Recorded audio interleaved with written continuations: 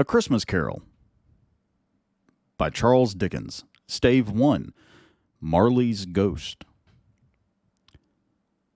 Marley was dead, to begin with. There is no doubt whatever about that. The register of his burial was signed by the clergyman, the clerk, the undertaker, and the chief mourner. Scrooge signed it, and Scrooge's name was good upon change for anything he chose to put his hand to. Old Marley was as dead as a doornail. Mind, I don't mean to say that I know, of my own knowledge, what there is particularly dead about a doornail. I might have been inclined myself to regard a coffin nail as the deadest piece of ironmongery in the trade, but the wisdom of our ancestors is in the simile, and my unhallowed hand shall not disturb it, or the country's done for. You will therefore permit me to repeat emphatically that Marley was as dead as a doornail. Scrooge knew he was dead. Of course he did. How could it be otherwise? Scrooge and he were partners for I don't know how many years. Scrooge was his sole executor, his sole administrator, his sole assign, his sole residuary legatee, his sole friend, and sole mourner.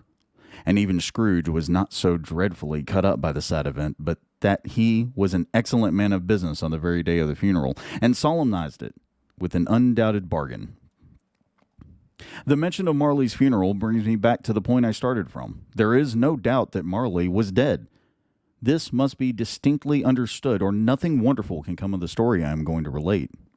If we were not perfectly convinced that Hamlet's father died before the play began, there would be nothing more remarkable in his taking a stroll at night, in an easterly wind, upon his own ramparts, than there would be in any other middle-aged gentleman rashly turning out after dark in a breezy spot, say St. Paul's churchyard, for instance, literally to astonish his son's weak mind. Scrooge never painted out old Marley's name. There it stood, years afterwards, above the warehouse door. Scrooge and Marley. The firm was known as Scrooge and Marley. Sometimes people new to the business called Scrooge Scrooge, and sometimes Marley, but he answered to both names.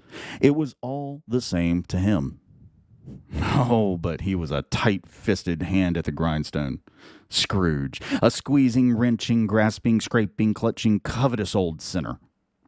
Hard and sharp as flint, from which no steel had ever struck out generous fire, secret and self-contained and solitary as an oyster. The cold within him froze his old features, nipped his pointed nose, shriveled his cheeks, stiffened his gait, made his eyes red, his thin lips blue, and spoke out shrewdly in his grating voice. A frosty rime was on his head and on his eyebrows and his wiry chin. He carried his own low temperature always about with him. He iced his office in the dog days and didn't thaw it 1 degree at Christmas. External heat and cold had little influence on Scrooge. No warmth could warm, no wintry weather chill him. No wind that blew was bitterer than he. No falling snow was more intent upon its purpose, no pelting rain less open to entreaty. Foul weather didn't know where to have him. The heaviest rain and snow and hail and sleet could boast of an advantage over him in only one respect. They often came down handsomely, and Scrooge never did. Nobody ever stopped him in the street to say with gladsome looks, "My dear Scrooge, how are you? When will you come to see me?" No beggars implored him to bestow a trifle. No children asked him what it was o'clock. No man or woman ever once in his life inquired the way to such and such a place of Scrooge. Even the blind men's dogs appeared to know him, and when they saw him coming on would tug their owners into doorways and up courts, and then would wag their tails as though they said, "No eye at all is better than an evil eye, dark master." But what did Scrooge care? It was the very thing he liked, to edge his way along the crowded paths of life, warning all human sympathy to keep its distance, was what the knowing ones called nuts to Scrooge. Once upon a time, of all the good days in the year, on Christmas Eve, old Scrooge sat busy in his counting-house. It was cold, bleak, biting weather, foggy withal, and he could hear the people in the court outside go wheezing up and down, beating their hands upon their breasts and stamping their feet upon the pavement stones to warm them. The city clocks had only just gone 3, but it was quite dark already. It had not been light all day, and candles were flaring in the windows of the neighboring offices like ruddy smears upon the palpable brown air. The fog came pouring in at every chink and keyhole, and was so dense without that although the court was of the narrowest, The houses opposite were mere phantoms. To see the dingy cloud come drooping down, obscuring everything, one might have thought that nature lived hard by and was brewing on a large scale. The door of Scrooge's counting house was open that he might keep his eye upon his clerk, who in a dismal little cell beyond, a sort of tank, was copying letters. Scrooge had a very small fire, but the clerk's fire was so very much smaller that it looked like only one coal. But he couldn't replenish it, for Scrooge kept the coal box in his own room, and so surely as the clerk came in with the shovel, the master predicted that it would be necessary for them to part. Wherefore the clerk would put on his white comforter and try to warm himself at the candle, in which effort, not being a man of a strong imagination, he failed. "A Merry Christmas, Uncle! God save you!" cried a cheerful voice. It was the voice of Scrooge's nephew, who came upon him so quickly that this was the first intimation he had of his approach. "Bah! Humbug!" said Scrooge. He had so heated himself with rapid walking in the fog and frost, this nephew of Scrooge's, that he was all in a glow. His face was ruddy and handsome, his eyes sparkled, and his breath smoked again. "Christmas a humbug, Uncle," said Scrooge's nephew. "You don't mean that, I'm sure." "I do," said Scrooge. "Merry Christmas. What have you right to be merry? What reason have you to be merry? You're poor enough." "Come then," returned the nephew gaily. "What right have you to be dismal? What reason have you to be morose? You're rich enough." Scrooge, having no better answer ready on the spur of the moment, said, "Bah!" again, and followed it up with, "Humbug." "Don't be cross, Uncle," said the nephew. "What else can I be?" returned the uncle, "when I live in such a world of fools as this? Merry Christmas! Out upon Merry Christmas! What's Christmas time to you but a time for paying bills without money, a time for finding yourself a year older but not an hour richer, a time for balancing your books and having every item in them through a round dozen of months presented dead against you? If I could work my will," said Scrooge indignantly, "every idiot who goes about with Merry Christmas on his lips should be boiled with his own pudding and buried with a stake of holly through his heart. He should." "Uncle!" pleaded the nephew. "Nephew!" returned the uncle sternly. "Keep Christmas in your own way and let me keep it in mine." "Keep it?" repeated Scrooge's nephew. "But you don't keep it." "Let me leave it alone, then," said Scrooge. "Much good may it do you, much good it has ever done you." "There are many things from which I might have derived good, but which I have not profited. I dare say," returned the nephew, "Christmas among the rest. But I am sure I have always thought of Christmas time, when it has come around, apart from the veneration due to its sacred name and origin, if anything belonging it can be apart from that, as a good time. A kind, forgiving, charitable, pleasant time, the only time I know of in the long calendar of the year when men and women seem by one consent to open their shut-up hearts freely, and to think of people below them as if they really were fellow passengers to the grave, and not another race of creatures bound on other journeys. And therefore, Uncle, though it has never put a scrap of gold or silver in my pocket, I believe that it has done me good, and will do me good. And I say, God bless it." The clerk in the tank involuntarily applauded. Becoming immediately sensible of the impropriety, he poked the fire and extinguished the last frail spark forever. "Let me hear another sound from you," said Scrooge, "and you'll keep your Christmas by losing your situation. You're quite a powerful speaker, sir," he added, turning to his nephew. "I wonder you don't go into Parliament." "Don't be angry, Uncle. Come, dine with us tomorrow."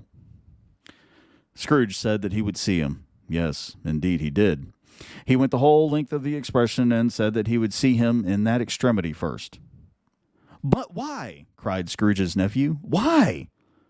"Why did you get married?" said Scrooge.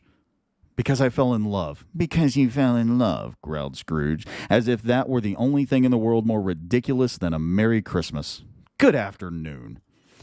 "Nay, Uncle, but you never came to see me before that happened. Why give it as a reason for not coming now?" "Good afternoon," said Scrooge. "I want nothing from you. I ask nothing from you. Why cannot we be friends?" "Good afternoon," said Scrooge. "I am sorry with all my heart to find you so resolute. We have never had any quarrel to which I have been a party, but I have made the trial in homage to Christmas, and I'll keep my Christmas humor to the last. So, a Merry Christmas, Uncle." "Good afternoon," said Scrooge. "And a Happy New Year." "Good afternoon," said Scrooge. His nephew left the room without an angry word, notwithstanding. He stopped at the outer door to bestow the greetings of the season on the clerk who, cold as he was warmer than Scrooge, for he returned them cordially. "There's another fellow," muttered Scrooge, who overheard him, "my clerk, with 15 shillings a week and a wife and a family, talking about a Merry Christmas. I'll retire to Bedlam." This lunatic, in letting Scrooge's nephew out, had let 2 other people in. They were portly gentlemen, pleasant to behold, and now stood with their hats off in Scrooge's office. They had books and papers in their hands and bowed to him. "Scrooge and Marley's, I believe," said one of the gentlemen, referring to his list. "Have I the pleasure of addressing Mr. Scrooge or Mr. Marley?" "Mr. Marley's been dead these 7 years," Scrooge replied. "He died 7 years ago, this very night." "We have no doubt his liberality is well represented by his surviving partner," said the gentleman, presenting his credentials. It certainly was, for they had been 2 kindred spirits. At the ominous word liberality, Scrooge frowned and shook his head and handed the credentials back. "At this festive season of the year, Mr. Scrooge," said the gentleman, taking up a pen, "it is more than usually desirable that we should make some slight provision for the poor and destitute, who suffer greatly at the present time. Many thousands are in want of common necessaries. Hundreds of thousands are in want of common comforts, sir." "Are there no prisons?" asked Scrooge. "Plenty of prisons," said the gentleman, laying the pen down again. "And the union workhouses?" demanded Scrooge. "Are they still in operation?" "They are still," returned the gentleman. "I wish I could say they were not." "The treadmill and the poor law are in full vigor, then," said Scrooge. "Both are very busy, sir." "Oh, I was afraid from what you said at first that something had occurred to stop them in their useful course," said Scrooge. "I'm very glad to hear it." "Under the impression that they scarcely furnish Christian cheer of mind and body to the multitude," returned the gentleman, "a few of us are endeavoring to raise a fund to buy the poor some meat and drink and means of warmth. We choose this time because it is a time of all others when want is keenly felt and abundance rejoices. What shall I put you down for?" "Nothing," Scrooge replied. "You wish to be anonymous?" "I wish to be left alone," said Scrooge. "Since you ask me what I wish, gentlemen, that is my answer. I don't make merry myself at Christmas, and I can't afford to make idle people merry. I help to support the establishments I have mentioned. They cost enough, and those who are badly off must go there." "Many can't go there, and many would rather die." "If they would rather die," said Scrooge, "they had better do it and decrease the surplus population. Besides, excuse me, I don't know that." "But you might know it," observed the gentleman. "It is not my business," Scrooge returned. "It's enough for a man to understand his own business and not to interfere with other people's. Mine occupies me constantly. Good afternoon, gentlemen." Seeing clearly that it would be useless to pursue their point, the gentleman withdrew. Scrooge resumed his labors with an improved opinion of himself, and in a more facetious temper than was usual with him. Meanwhile, the fog and darkness thickened so that the people ran about with flaring links, proffering their services to go before horses and carriages and conduct them on their way. The ancient tower of a church, whose gruff bell was always peeping slyly down at Scrooge out of a Gothic window in the wall, became invisible and struck the hours and quarters in the clouds with tremulous vibrations afterwards, as if its teeth were chattering in its frozen head up there. The cold became intense. In the main street at the corner of the court, some laborers were repairing the gas pipes and had lighted a great fire in the brazier, round which a party of ragged men and boys were gathered, warming their hands and winking their eyes before the blaze in rapture. The water plug, being left in solitude, its overflowing sullenly congealed and turned to misanthropic ice. The brightness of the shops, where holly sprigs and berries cackled in the lamp heat of the windows, made pale faces ruddy as they passed. Poulterers' and grocers' trades became a splendid joke, a glorious pageant with which it was next to impossible to believe that such dull principles as bargain and sale had anything to do. The Lord Mayor, in the stronghold of the mighty mansion house, gave orders to his 50 cooks and butlers to keep Christmas as a Lord Mayor's household should. And even with the little tailor whom he had fined 5 shillings on the previous Monday for being drunk and bloodthirsty in the streets, stirred up tomorrow's pudding in his garret, while his lean wife and the baby sallied out to buy the beef. Foggier yet, and colder, piercing, searching, biting cold. If the good St. Dunstan had but nipped the evil spirit's nose with a touch of such weather of that, instead of using his familiar weapons, then indeed he would have roared to lusty purpose. The owner of one scant young nose, gnawed and mumbled by the hungry cold as bones are gnawed by dogs, stooped down at Scrooge's keyhole to regale him with a Christmas carol. But at the first sound of "God bless you, merry gentlemen, may nothing you dismay," Scrooge seized the ruler with such energy of action that the singer fled in terror, leaving the keyhole to the fog and even more congenial frost.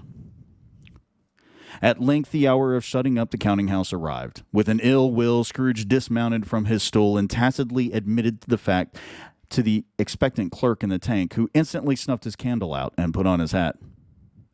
"You'll want all day tomorrow, I suppose," said Scrooge. "If quite convenient, sir." "It's not convenient," said Scrooge, "and it's not fair. If I was to stop half a crown for it, you'd think yourself ill-used, I'll be bound." The clerk smiled faintly.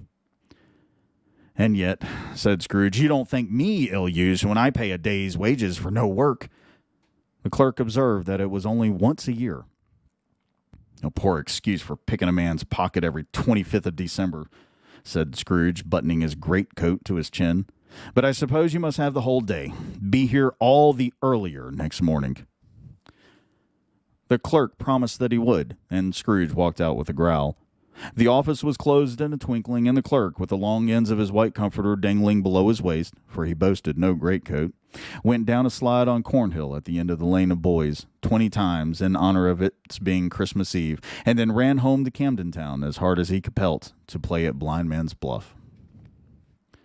Scrooge took his melancholy dinner in his usual melancholy tavern, and having read all the newspapers and beguiled the rest of the evening with his banker's book, went home to bed.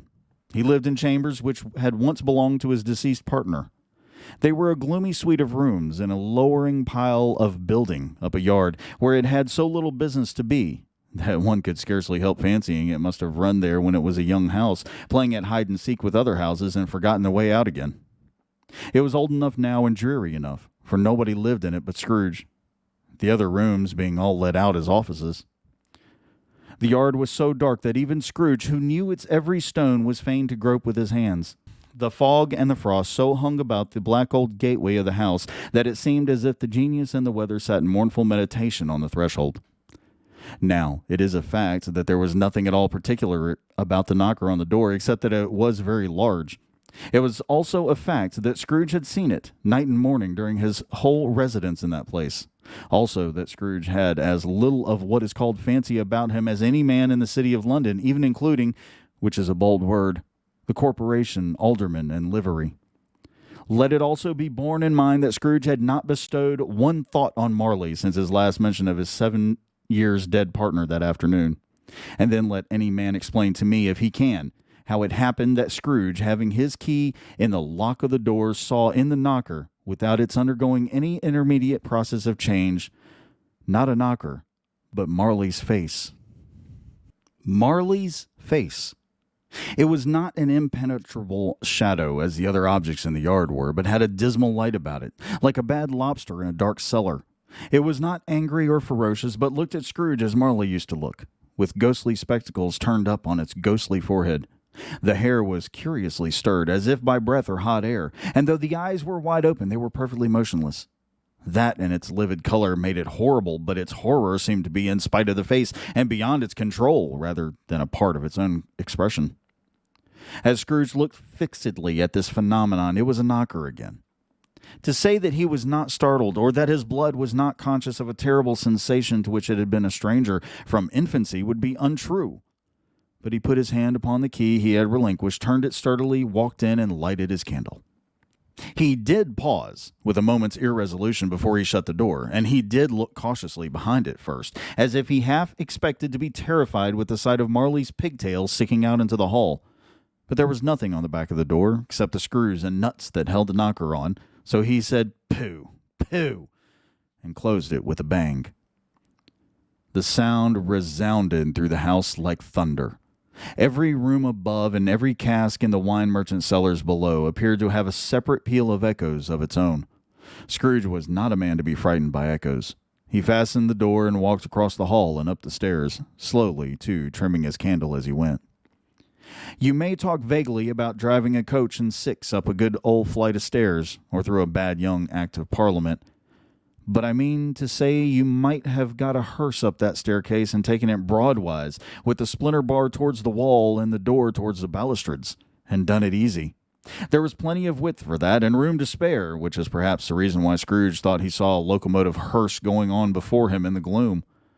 Half a dozen gas lamps out of the street wouldn't have lighted the entry too well, so you may suppose that it was pretty dark with Scrooge's dip. Up Scrooge went, not carrying a button for that. Darkness is cheap, and Scrooge liked it. But before he shut his heavy door, he walked through his rooms to see that all was right. He had just enough recollection of the face to desire to do that. Sitting room, bedroom, lumber room, all as they should be. Nobody under the table, nobody under the sofa, a small fire in the grate, spoon and basin ready, and the little saucepan of gruel, Scrooge had a cold in his head, upon the hob. Nobody under the bed, nobody in the closet, nobody in his dressing gown, which was hanging up in a suspicious attitude against the wall. Lumber room as usual. Old fire guard, old shoes, 2 fish baskets, washing stand on 3 legs, and a poker. Quite satisfied, he closed his door and locked himself in. Double locked himself in, which was not his custom. Thus secured against surprise, he took off his cravat, put on his dressing gown and slippers and his nightcap, and sat down before the fire to take his gruel. It was a very low fire indeed, nothing on such a bitter night. He was obliged to sit close to it and brood over it before he could extract the least sensation of warmth from such a handful of fuel. The fireplace was an old one, built by some Dutch merchant long ago, paved all around with quaint Dutch tiles designed to illustrate the scriptures. There were Cains and Abels, Pharaoh's daughters, queens of Sheba, angelic messengers descending through the air on clouds like featherbeds, Abrahams, Belshazzars, apostles putting off to sea in butterboats, hundreds of figures to attract his thoughts, and yet that face of Marley, 7 years dead, came like the ancient prophet's rod and swallowed up the whole.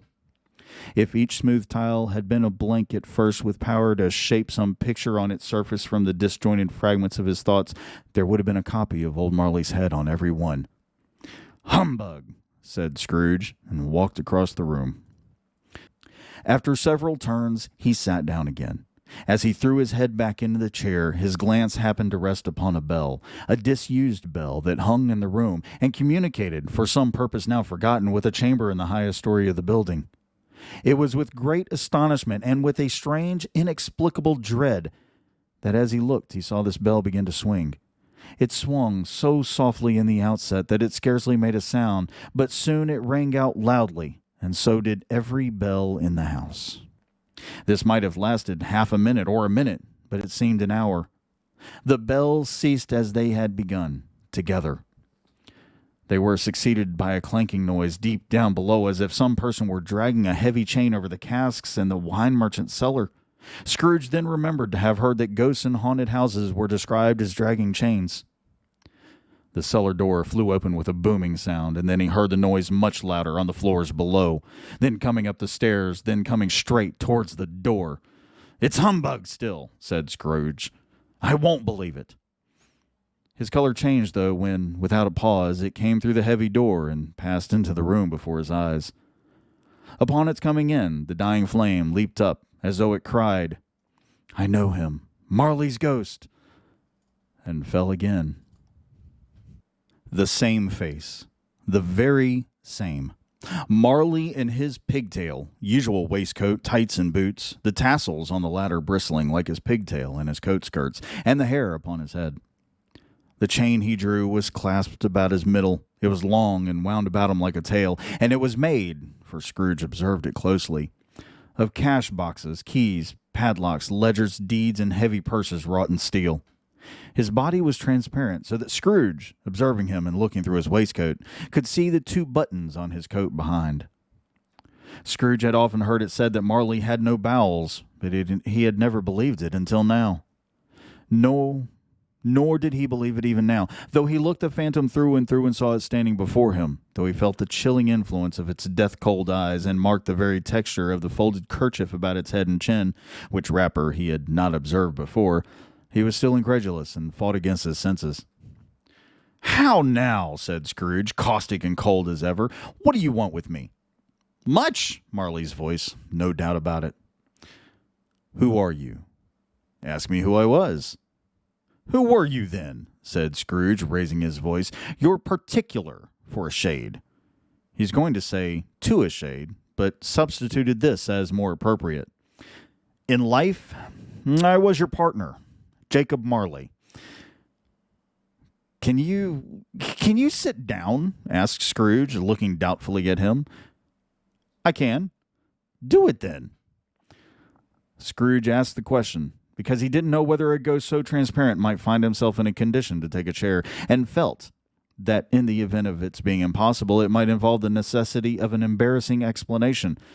But the ghost sat down on the opposite side of the fireplace as if he were quite used to it. "You don't believe me," observed the ghost. "I don't," said Scrooge. "What evidence would you have of my reality beyond that of your senses?" "I don't know," said Scrooge. "Why do you doubt your senses?"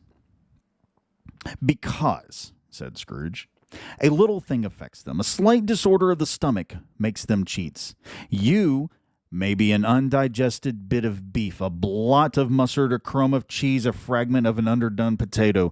There's more of gravy than of grave about you, whatever you are." Scrooge was not so much in the habit of cracking jokes, nor did he feel in his heart by any means waggish then. The truth is that he tried to be smart as a means of distracting his own attention and keeping down his terror, for the specter's voice disturbed the very marrow in his bones. To sit staring at those fixed glazed eyes in silence for a moment would play, Scrooge felt, the very deuce with him. There was something very awful, too, in the specter's being provided with an infernal atmosphere of his own.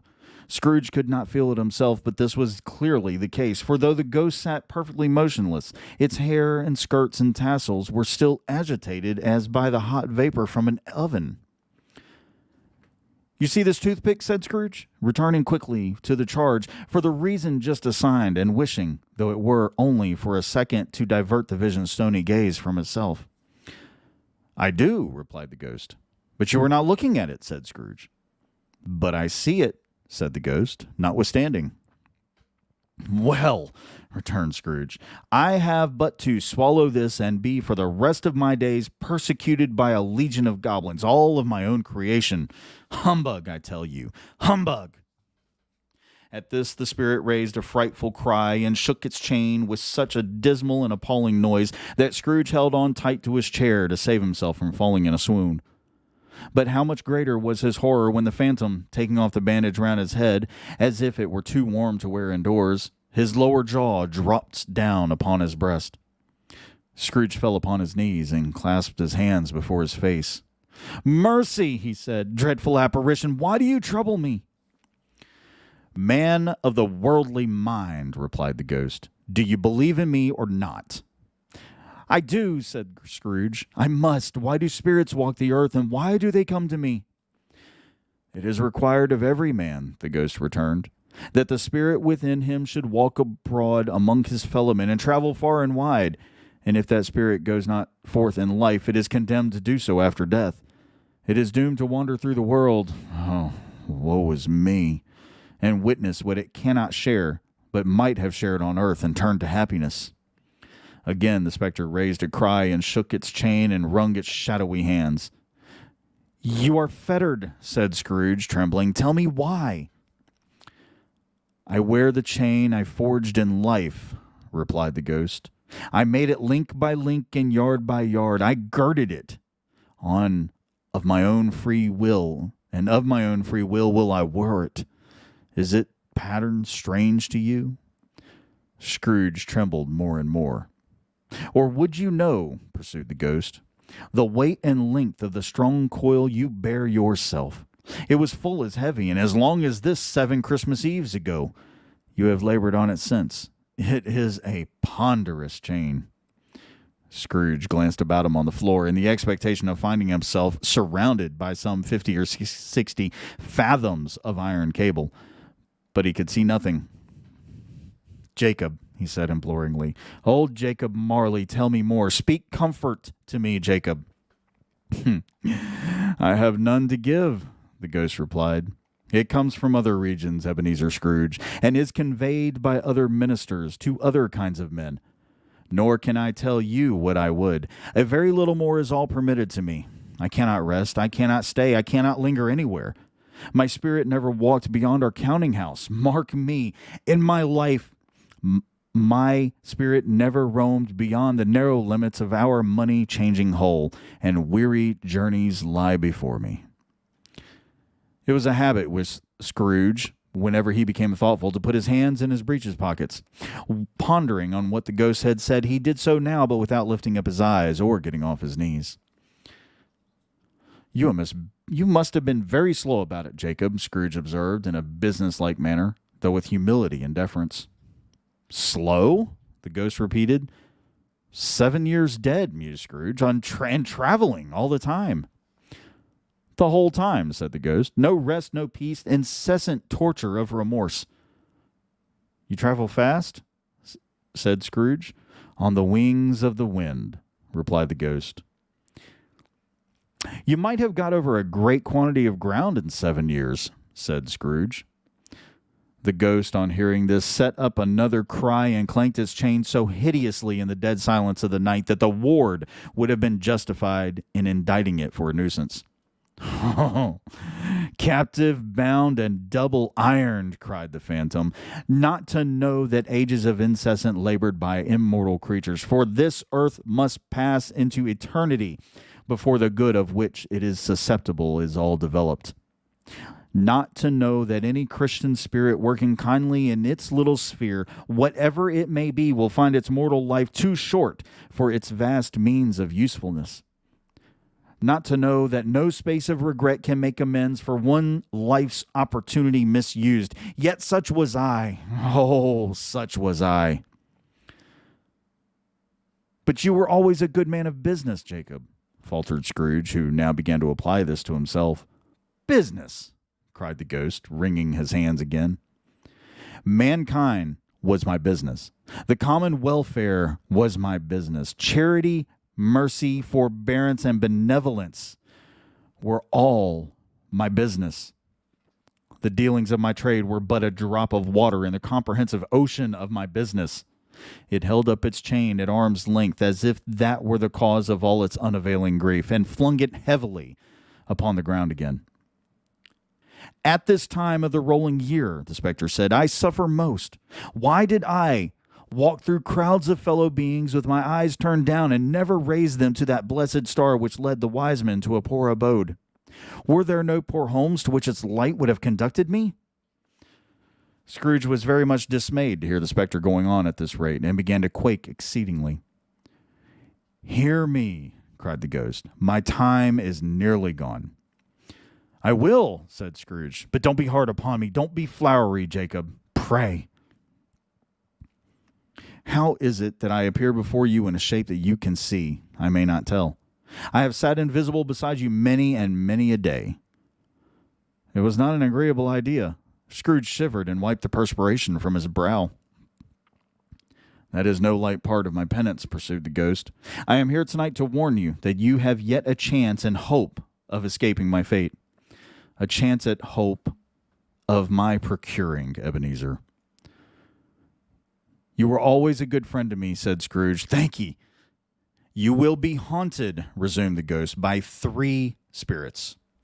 Scrooge's countenance fell almost as low as the ghost had done. Is that the chance and hope you mentioned, Jacob? He demanded in a faltering voice. It is. I think I'd rather not, said Scrooge. Without their visits, said the ghost, you cannot hope to shun the path I tread. Expect the first tomorrow when the bell tolls 1. Couldn't I take 'em all at once and have it over, Jacob? Hinted Scrooge. Expect the second on the next night at the same hour, the third upon the next night when the last stroke of 12 has ceased to vibrate. Look to see me no more, and look that, for your own sake, you remember what has passed between us. When it had said these words, the spectre took its wrapper from the table and bound it round its head as before. Scrooge knew this by the smart sound its teeth made when the jaws were brought together by the bandage. He ventured to raise his eyes again and found his supernatural visitor confronting him in an erect attitude with its chain wound over and about its arm. The apparition walked backward from him, and at every step it took, the window raised itself a little, so that when the spectre reached it, it was wide open. It beckoned Scrooge to approach, which he did. When they were within 2 paces of each other, Marley's ghost held up its hand, warning him to come no nearer. Scrooge stopped. Not so much in obedience as in surprise and fear, for on the raising of the hand he became sensible of confused noises in the air, incoherent sounds of lamentation and regret, wailings inexpressibly sorrowful and self-accusatory. The spectre, after listening for a moment, joined in the mournful dirge and floated out upon the bleak, dark night. Scrooge followed to the window, desperate in his curiosity. He looked out. The air was filled with phantoms, coming hither and thither in restless haste and moaning as they went. Every one of them wore chains like Marley's. Some few, they might be guilty governments, were linked together. None were free. Many had been personally known to Scrooge in their lives. He had been quite familiar with one old ghost in a white waistcoat with a monstrous iron safe attached to its ankle, who cried piteously at being unable to assist a wretched woman with an infant whom it saw below upon a doorstep. The misery with them all was, clearly, that they sought to interfere for good in human matters, and had lost the power forever. Whether these creatures faded into mist or mist enshrouded them, he could not tell. But they and their spirit voices faded together, and the night became as it had been when he walked home. Scrooge closed the window and examined the door by which the ghost had entered. It was double locked, as he had locked it with his own hands, and the bolts were undisturbed. He tried to say, "Humbug," but stopped at the first syllable. And being from the emotion he had undergone, or the fatigues of the day, or his glimpse of the invisible world, or the dull conversation of the ghost, or the lateness of the hour, much in need of repose, went straight to bed without undressing, and fell asleep upon the instant. And that is Stave 1 of A Christmas Carol by Charles Dickens. I just want to say I'm tired. Okay, so we were playing Phasmophobia on stream last night, which I do on Twitch Thursday, Fridays, and Saturday nights at 8 p.m. Eastern. But I was playing Phasmophobia with my friends, Ron March Gaming, Bree Window, Captain Caketon, and King of the Lair, towards the end of the night. And, yeah. Let me tell you, ghost hunting with alcohol. Don't really suggest most people do that, but it is what it is. Guys, I want to thank everybody again for tuning in for Dracula. This one is going to be, of course, A Christmas Carol, because we are heading into the Christmas season. Why not? I may sprinkle in a few things between now and then, and I might take a couple of Sundays off from doing these particular recordings, because I do have some incentives going for my Extra Life campaign between now and the 28th of this month. $10 donations, and I'll put the graphic up probably right there. $10 donations will have me doing Bean Boozled, which for me, if you've been to any of my streams, you'll know is a mix of either, it's a random pick, it's either regular Bean Boozled or spicy. $50 donations will get you a 5-minute audio recording, your choice. You get to pick what I read, I record it for you, I send it to you. $100 try again. $100 donations will get you a 5-minute video recorded, me reading whatever it is you want. And I'll probably get right up into the microphone like this and do it this way, just because it's a lot more fun. And I know there are some people that really don't like this. Yeah, no, I'm kidding. Anyways, your choice. Now, what I would really like to do, what I would really like to hit, is getting $250 donations before November 23rd, because Extra Life is, of course, giving out one of these, which would be nice. No, it's not necessary, but I also want to get closer to my $3,000 goal for the year before my stream on the 28th, which, if you could stop by, hang out a little bit, that would be absolutely amazing. You can keep up to date with that on Twitter. If you follow me on Twitter, there's always going to be little things there. I am, of course, also raising money for Movember, which is a program to raise awareness for men's health this month. I've said it before on stream. I've probably said it before here. Men, we don't take care of ourselves. We take everything, we compartmentalize everything, and we shove it so far down. We bury it within ourselves, and that is not what we should do. But I know why we do it, and I understand why we do it. Because we want to be there for the people that need us. And I get it. I understand that. I do. And here is where I'm going to end this, because this was a long reading. I have to go pick up my son from my parents' house and probably need to go outside and finish yard work. But hey, again, thank you. Don't forget to like, subscribe, comment if you wish, hit that notification bell. There will be another playlist right there. Thank you guys for hanging out with me. I appreciate it so very, very, very much. I'll catch you next Sunday.